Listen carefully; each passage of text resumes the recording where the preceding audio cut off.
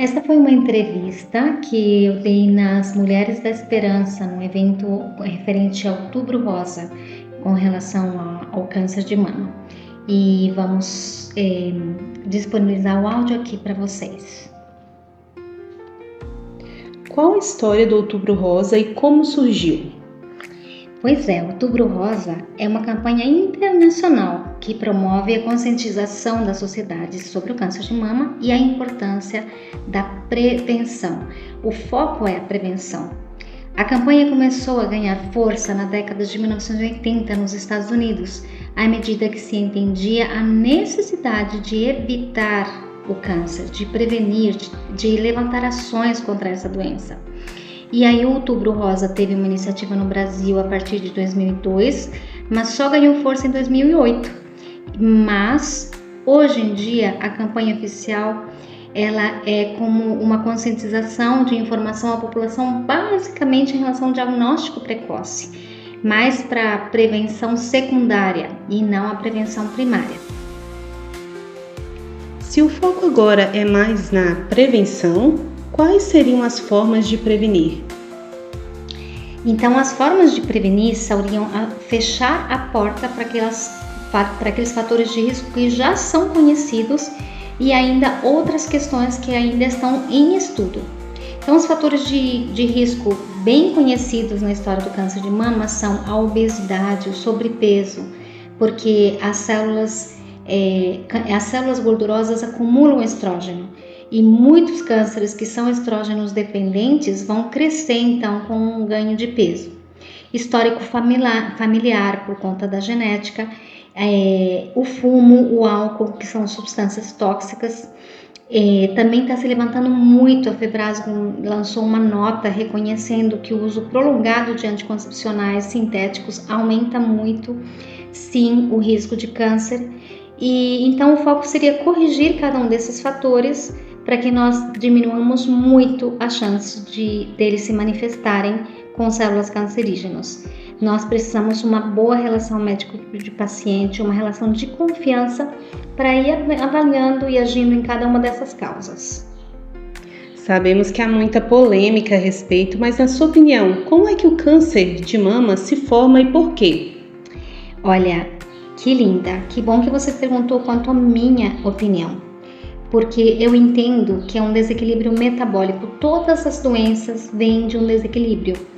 E o câncer, especificamente de mama, eu vejo que nós temos que ter um fator genético, mas ele com certeza não é o mais importante e tem muitos estudos que têm me feito pensar. Um dos estudos que assim pouca gente sabe é um prêmio Nobel de um médico, Dr. Otto Warburg, que ganhou o prêmio Nobel em 1931, e ele descobriu que com a queda da oxigenação da célula, que é exatamente o que o sedentarismo nosso faz, a célula se torna cancerígena em poucos dias. E muitas vezes, se o sistema imunológico estiver debilitado para fagocitar, para combater essa célula cancerígena, então a doença vai se estabelecer. Então nós precisamos queda de oxigênio, nós precisamos toxinas que provoquem essa mutação no DNA e nós precisamos esses fatores que empurram a pessoa, né? Esses fatores que aumentam o nível de toxina, o uso de antiperspirante, excesso de alumínio, várias questões que aumentam as toxinas do organismo e prejudicam também, debilitam o sistema imunológico.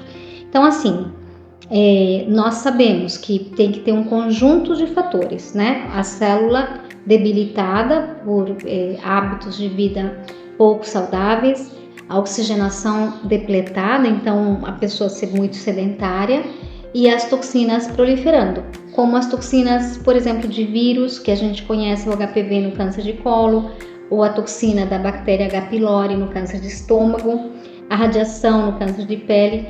Então também o excesso de toxinas, que eu entendo que está muito relacionado aos antiperspirantes com alumínio, outros tipos de metais pesados com aumento dos eletrônicos, manipulação de eletrônicos e várias outras toxinas da vida moderna aumentam as chances de mutação.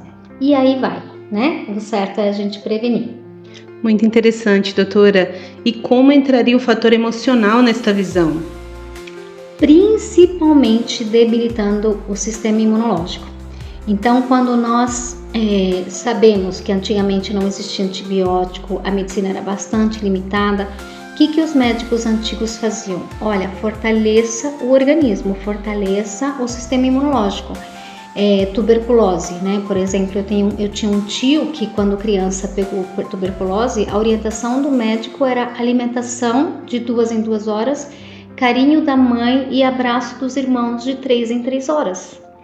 Esse era o tratamento de tuberculose para ele, e não faz tantos séculos assim, né?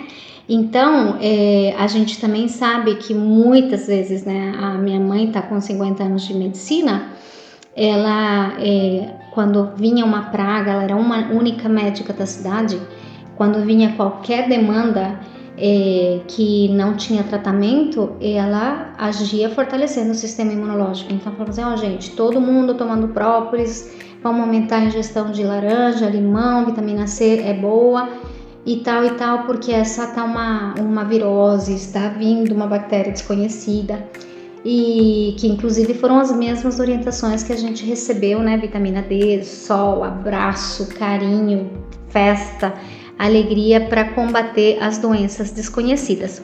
Então, quando a pessoa fica muito debilitada no aspecto emocional, o sistema imunológico também ele fica pouco ativo. Então, aquelas células de todo o leucograma, ou seja, os leucócitos que são segmentados, a primeira defesa, as defesas mais crônicas, os macrófagos, os fagócitos, a fagocitose que vai acontecer, tudo isso fica debilitada porque o sistema imunológico depende das emoções, do hipotálamo, do comando da central que está no cérebro emocional, né, e que vai ser filtrado na nossa córtex cerebral. Então a gente é um ser integral, né? Tudo interconectado. Sabemos que a senhora tem uma longa experiência ensinando as mulheres que operou de câncer de mama a evitar a recidiva, através de uma mentoria personalizada. Como que funciona? Sim, inicialmente eu operava a mama, retirava o tumor, mas não sabia como retirar o câncer da pessoa. E a grande tristeza era ver a recidiva, a metástase aparecendo. Foi então que comecei a entender e a integrar mais ferramentas de equilíbrio do tratamento. E isso foi aprimorando-se ao longo dos anos, de tal forma que recentemente vem me pedindo constantemente para oferecer a mentoria, inclusive internacional, para análise dos fatores de risco de cada pessoa de forma individualizada e poder agir verdadeiramente nessa prevenção. Essa ação corretiva dirigida é a mentoria anti-câncer, né? Então a gente já teve várias pessoas treinadas e a gente faz isso de forma individual ou em grupo. Tem uma certa lista de espera e pode ser feita online, né? Tem uma forma de se inscrever dentro do site de Lorena Velho, www.lorenavelho.com. Essa é a minha mentoria. Que bacana! E isso é de forma presencial, online, é individualizado ou em grupo? Sim, tem tanto individualizada como em grupo e pode ser presencial ou online. Geralmente as pessoas pedem online e geralmente se formam os grupos para ter também essa interação, formam um ambiente de expectativa, de esperança, e isso é muito positivo, né? E quanto ao teste genético e o teste quântico, essas biorressonâncias que têm surgido, a senhora acha que vale a pena? Primeiro, quanto ao teste genético, né? Então, descobrir se a pessoa tem genética para o câncer, o BRCA1, que é famoso, né? CA2. Bom, o que acontece? Se a pessoa faz o teste e é positivo, ela fica com um medo indescritível o resto da vida e não sabe o que fazer. Outra pessoa faz e o teste é negativo, ela tira de cima o peso e a responsabilidade de se cuidar e ela acha que nunca vai ter câncer. Mas, despreocupada, ela não corrige os hábitos de vida e então aparece o câncer.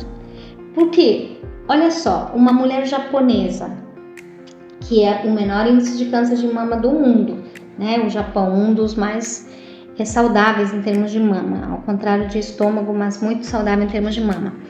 A mulherada que se muda para os Estados Unidos, na primeira geração não tem câncer de mama, mas as filhas que aprendem o hábito de McDonald's, de ficar sobrepeso, sedentária, elas vão desenvolver câncer de mama na mesma proporção das americanas. Então não me convence de que a genética seja o mais importante. Eu pedia muito no início da minha formação, né, operando, fazendo as cirurgias de câncer e tudo, mas eu tenho pedido cada vez menos. Os testes quânticos, eles são chamados, essas biorressonâncias não são testes médicos, mas a gente tem prestado muita atenção nessa expansão da medicina. Nesses testes, por exemplo, tem vários gênios na Alemanha, na França, na Espanha. Tem uma empresa brasileira que está concorrendo também com esses gigantes das biorressonâncias, os testes quânticos, que é a nova ciência global. E eles estão fazendo aparelhos que estão avaliando a física desalinhada do corpo. Então, pessoalmente, eu entendo assim, muita gente da linha integrativa pensa assim: a doença se forma num diagnóstico médico laboratorial, que é a química, ou estrutura, que é lá na imagem, que a gente vai ver no ultrassom, no raio-x, na ressonância magnética.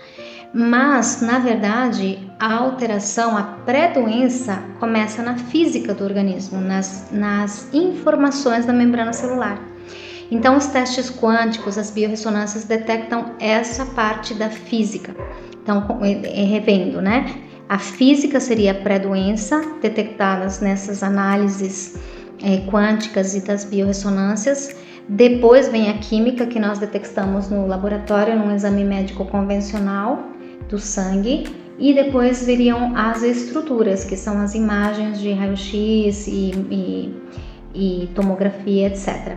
E aí, se nós conseguirmos detectar causas de adoecimento na pré-doença, aí sim a gente pode intervir muito mais precocemente no sentido da prevenção primária, em vez de simplesmente esperar a doença aparecer na química ou na estrutura. Então, eu acho pessoalmente que vale mais a pena fazer os testes quânticos de biorressonância para agir na pré-doença do que esperar a doença se formar e aí fazer o tratamento médico, né?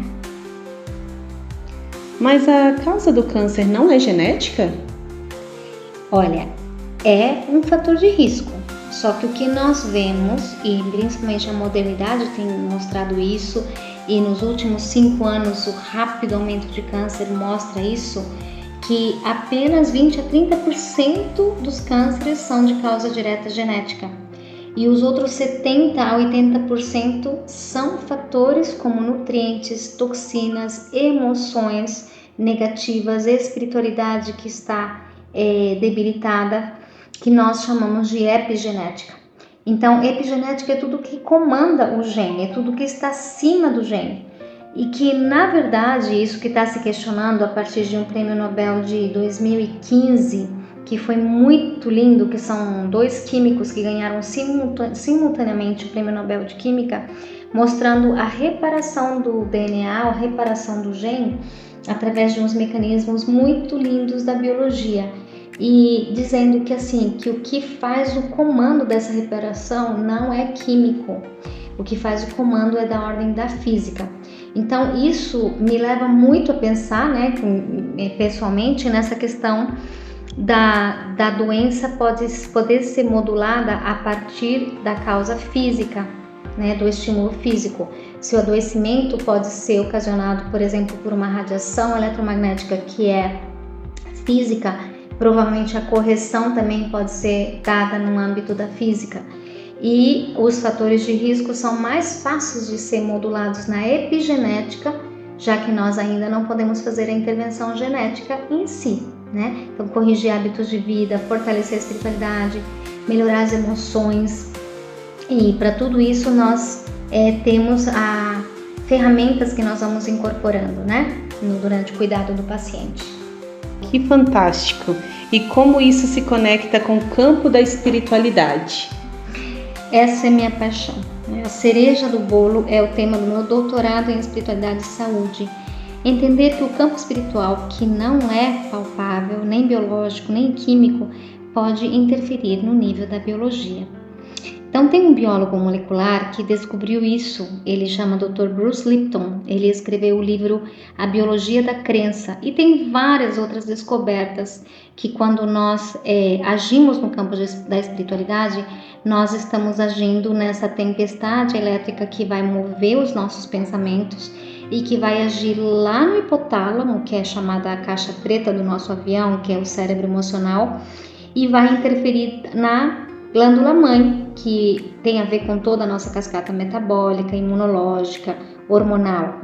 Então, o que nós fazemos? Da mesma forma que nós entendemos o ser humano integral e vamos incorporando essas ferramentas de equilíbrio, desde ensinar a pessoa a comer, ensinar a pessoa a sentir, né? Tem um curso de neurotransmissores lá no site que é para fortalecer as emoções do bem. Também tem o curso de meditação milenar, que é a pessoa se auto-aplicar um tempo de meditação onde ela faz uma verdadeira redoma, num jardim secreto, onde ela vai repetir um texto milenar. Geralmente ela escolhe ela deseja a meditação bíblica, baseada nas Sagradas Escrituras, ou a meditação neutra, que tem só o princípio para incorporar a virtude espiritual que ela deseja. Seja paz, alegria, amor, seja perdão. E assim ela vai entrando nesse redoma para se autotransformar e colher frutos de equilíbrio. Então, quando nós estamos agindo a nível espiritual, nós estamos agindo a nível de comando. E que melhor, né, para esse edifício biológico maravilhoso que nós temos, do que mexer no comando dele, em vez de ter que mexer em cada órgão, em cada estrutura por separado. Então, nós temos tido uma experiência maravilhosa. Nós oferecemos cursos gratuitos de meditação milenar por mais de 8 anos na clínica. Hoje o curso está online apenas e agora as pessoas podem se auto-aplicar ou então chamar um dos mentores, que a gente formou vários mentores de meditação milenar para poder ajudar as pessoas nesse processo. Também está lá no site, né, para as pessoas se educarem e se incorporarem nessa prática. E assim a gente sempre sonha, né, em colocar o nosso paciente em modo saúde, em incorporar as ferramentas de equilíbrio, em trazer soluções, seja através de hábitos, seja através de desintoxicação, soros, nutrição celular, seja através de cursos, né, tanto esse que nós citamos, neurotransmissores, como meditação milenar, ou que seja que a pessoa precise para entrar no modo equilíbrio, para entrar no modo saúde e evitar da melhor forma possível o câncer. Este é o resumo da entrevista que vocês pediram, porque não havia ficado gravada e estamos disponibilizando. A doutora Lorena atende na Clínica Vida em Campinas, presencial e online, e muitas pessoas que estiveram na entrevista já foram beneficiadas, sejam com consultas, tratamento dos soros, cursos. E para você que quer saber mais, entre em contato. Para finalizar, doutora Lorena, gostaria de deixar algum recado? Meu recado é que você, querida, aprenda a se cuidar. Aprenda a promover, preservar, restaurar a sua saúde, porque desta forma o maior número de doenças vai ficar de fora, não vai ter chance de se desenvolver na sua vida. E é isso que nós queremos celebrar junto com você. Um grande abraço!